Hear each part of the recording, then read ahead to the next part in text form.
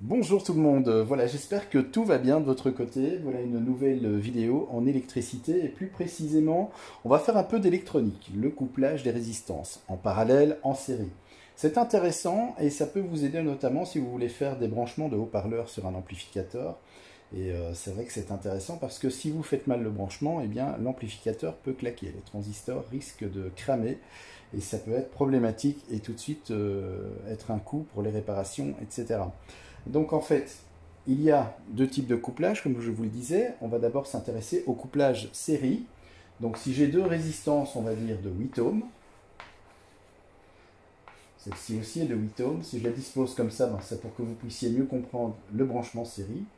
Eh bien, je rentre ici, je ressors de la résistance, je rentre dans l'autre, et je ressors ici. Ça, c'est un branchement série. C'est un branchement série, et la résistance totale de ce branchement, eh bien, c'est pas compliqué, vous faites 8 ohms plus 8 ohms. Voilà. En série, les résistances s'additionnent, ce qui vous fait une valeur de 16 ohms. Voilà. Donc, ce montage en série, ça vous fait une résistance totale de 16 ohms. On va maintenant s'intéresser au branchement parallèle, et là, il y a une petite astuce. Si les deux résistances sont de même valeur, on va prendre dans ce cas-ci 8 ohms, j'ai une autre résistance de 8 ohms, je les branche cette fois-ci en parallèle, comme ceci. Et bien à ce moment-là, ce ne sera plus comme en série, ce ne sera plus 16 ohms. Il faut simplement prendre la valeur d'une des résistances, donc 8 ohms, divisé par le nombre de résistances. C'est-à-dire, ici il y en a 2, donc vous faites 8 divisé par 2. Ce qui nous fait une résistance totale ou équivalente de 4 ohms. Alors ceci ne fonctionne que dans le cas de deux résistances qui ont la même valeur. 3 résistances ou plus, à ce moment-là, en parallèle, il faut appliquer le principe du produit sur la somme. Je vous explique. On va faire un petit montage, vous allez voir. Je vais prendre 3 résistances en parallèle. Comme ceci.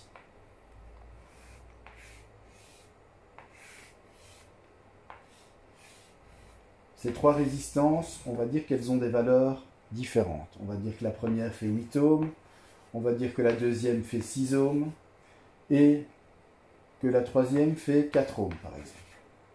Quelle est la résistance totale ou résistance équivalente de ce montage? Eh bien là, on applique effectivement le produit sur la somme, à savoir, eh bien on prend 8 ohms, multiplié par 6 ohms, multiplié par 4 ohms, divisé par 8 ohms, plus 6 ohms, plus 4 ohms. On va faire le petit calcul tout de suite. Je n'ai pas envie de calculer, donc je vais prendre ma petite calculatrice, ce sera plus simple. Donc, 8 multiplié par 6, multiplié par 4, ça nous fait 192. Que je divise par 8, plus 6, plus 4, ce qui nous fait 18.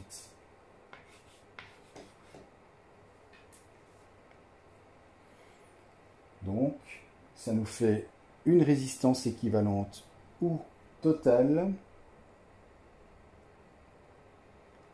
Excusez-moi, petite faute de frappe. C'est du live, hein, donc rien n'est préparé, donc forcément, là on va recommencer pour avoir un calcul cohérent. Ça nous fait 10,6 ohms.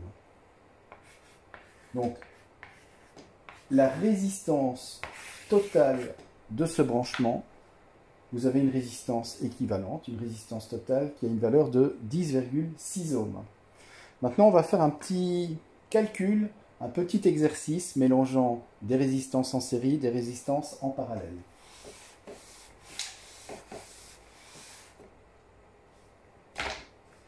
Donc, on va dire qu'ici, on a une résistance de 4 ohms, elle vaut R1, enfin elle vaut R1, elle s'appelle R1, pardon. Vous avez ici R2 qui vaut 2 ohms, vous avez ici R3 qui vaut 4 ohms, de nouveau. Vous avez ici une grosse résistance, on va dire, qui fait 16 ohms. Et encore ici, une résistance qui fait 6 ohms. Voilà, ça c'est un montage intéressant. Qu'est-ce qu'on peut déjà remarquer dans ce montage de résistance? Donc, je vais continuer à les nommer évidemment, ce sera plus simple. Hein. Donc R1, R2, R3, R4 et R5. Ben, nous avons déjà ici sur la première ligne R1, R2, R3. Qu'est-ce qu'on peut déjà remarquer? Ça saute aux yeux. Elles sont en série. Qu'est-ce que je vous avais dit concernant les résistances en série? Eh bien, elles s'additionnent. Comme elles s'additionnent, c'est pas compliqué. On va faire 4 ohms, plus 2 ohms, plus à nouveau 4 ohms. Là, pas besoin de calculette, ça fait 10 ohms. Donc ça fait une résistance équivalente tout total de 10 ohms. Alors on va la remplacer. On va l'appeler RT1, R total 1 par exemple. RT1 égale 10 ohms.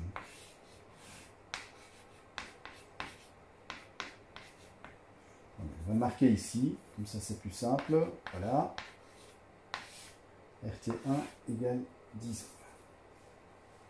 Cette fois-ci, on se retrouve dans ce contexte. On a déjà un peu simplifié le schéma. Et on se retrouve avec 3 résistances, cette fois-ci, qui sont couplées en parallèle. Et en parallèle, comme je vous l'ai expliqué au début de la vidéo, c'est le produit sur la somme qui est d'application. Donc, autrement dit, on va multiplier RT1, qui fait 10 ohms,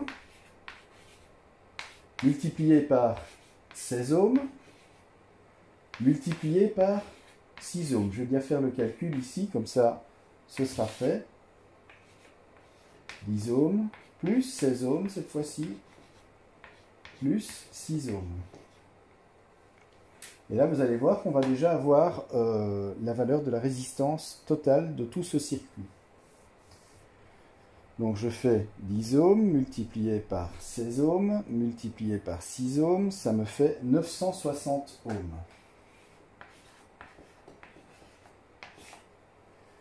Divisé par, donc ça ferait 10, ça ferait 26, ça ferait 32. Par 32 ohms ici, en dessous.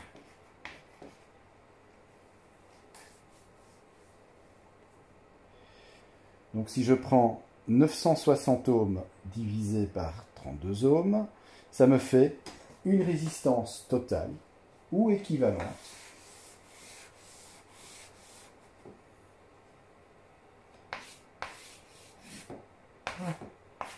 de 30 ohms. Voilà. Donc c'est intéressant, voyez-vous, pour brancher par exemple vos haut-parleurs, puisque un haut-parleur c'est une impédance, c'est une résistance. Hein. Vous voyez souvent au dos d'enceintes acoustiques de haut-parleurs des valeurs ohmiques de 8 ohms, 4 ohms, 6 ohms. C'est très important parce que si vous couplez mal vos haut-parleurs, ça peut être préjudiciable et ça peut endommager vos amplificateurs. Vous pouvez claquer les transistors de puissance et ça peut être très problématique et vous coûter de l'argent. Donc c'est pour ça, je vais vous donner un exemple ici. Si vous avez deux résistances en parallèle de 4 ohms, voilà, vous les avez branchées en parallèle sur votre amplificateur. Imaginez, bon, quand je dis résistance, imaginez que c'est un haut-parleur, c'est pareil, hein, avec une valeur de 4 ohms. Comme on l'a vu au début de la vidéo, elles ont la même valeur ohmique. Il y a deux résistances, donc on fait 4 ohms divisé par le nombre de résistances, par 2. Et là, ça ne vous fait plus qu'une résistance de 2 ohms. 2 ohms pour votre amplificateur qui lui est prévu pour fonctionner sur 8 ohms ou 4 ohms, ben, ça fait pratiquement un court-circuit. Et ça, il va très très mal le supporter avec le risque d'endommager vos transistors et de devoir les remplacer. Maintenant, dans ce cas-ci, si vous avez deux résistances de 4 ohms et que vous avez un ampli par exemple qui fait une impédance de 8 ohms, ben, je vous conseille simplement, vous prenez le premier haut-parleur qui fait 4 ohms, le deuxième haut-parleur 4 ohms également, et vous venez les brancher en série. Pourquoi? Parce qu'en série, pardon, les résistances s'additionnent, ce qui vous fait une résistance totale de 8 ohms. Et ça, l'ampli, il n'y a pas de souci, il adore. Alors pour le branchement des haut-parleurs, vous le savez, il y a une polarité, positive, négative. C'est simple, vous entrez par exemple ici dans le positif du premier haut-parleur, le négatif du deuxième, vous ressortez pour rentrer ensuite dans le positif du deuxième, et vous ressortez au négatif. Et ceci va borne positive, borne négative de votre amplificateur. Donc, à retenir avant que je ne vous laisse dans cette vidéo, si les résistances font la même valeur ohmique, à ce moment-là, vous prenez, donc je vous remonte vite fait en résumé, vous avez deux résistances qui font chacune 8 ohms par exemple, et bien vous faites 8 ohms divisé par le nombre de résistances, 2, ce qui vous fait 4 ohms.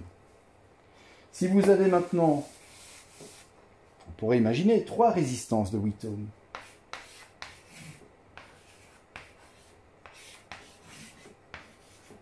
branchées en parallèle. Là, à ce moment-là, c'est une autre formule qui s'applique. C'est le produit sur la somme. Donc ça fait 8 fois 8 fois 8 divisé par 8. Excusez-moi, plus 8, plus 8.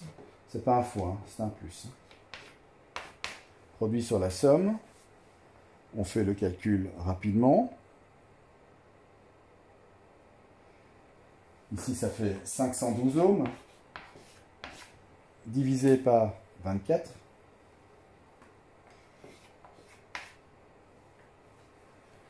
Ce qui nous donne une valeur de résistance de 21 ohms,3. Donc la résistance totale de ce schéma, c'est 21,3 ohms. R total égale 21,3 ohms. Voilà. Quand vous connaissez ce principe-là, vous arriverez à faire vos schémas, vos calculs, tout simplement, et vous ne pouvez pas vous tromper. Je rappelle encore une fois, avant de vous laisser, que des résistances en série, ou des haut-parleurs en série, pareil, hein, c'est toujours la même chose. Ici, voilà, j'en ai mis 4. La première fait 4 ohms, la deuxième, on va dire, fait 2 ohms, celle-là fait 6 ohms, et celle-là fait 8 ohms. C'est pas compliqué, il suffit simplement de les additionner. Ça fait 4, plus 2 ohms, plus 6 ohms, plus 8 ohms. Ça fait 20 ohms. Voilà. C'est pas plus compliqué que ça, et au moins, grâce à ces petits conseils que je vous donne, vous pourrez faire vos couplages d'haut-parleurs en toute tranquillité et surtout être certain de ne jamais endommager votre amplificateur. Voilà, merci de m'avoir suivi. N'oubliez pas de mettre un petit pouce bleu, de vous abonner à ma chaîne et je vous souhaite bien sûr une excellente journée et à très bientôt pour une nouvelle vidéo en électricité. On fera encore ce genre d'exercice à l'avenir, je pense que c'est très intéressant et je vous ferai aussi des schémas pour apprendre justement comment raccorder des interrupteurs, comment raccorder un tableau électrique, qu'il soit en monophasé, en triphasé. Quand je dis triphasé, c'est du 3 x 400 volts plus neutre ou 3 x 230. Je vous montrerai tout ça. En attendant, eh bien, passez une bonne journée. À bientôt.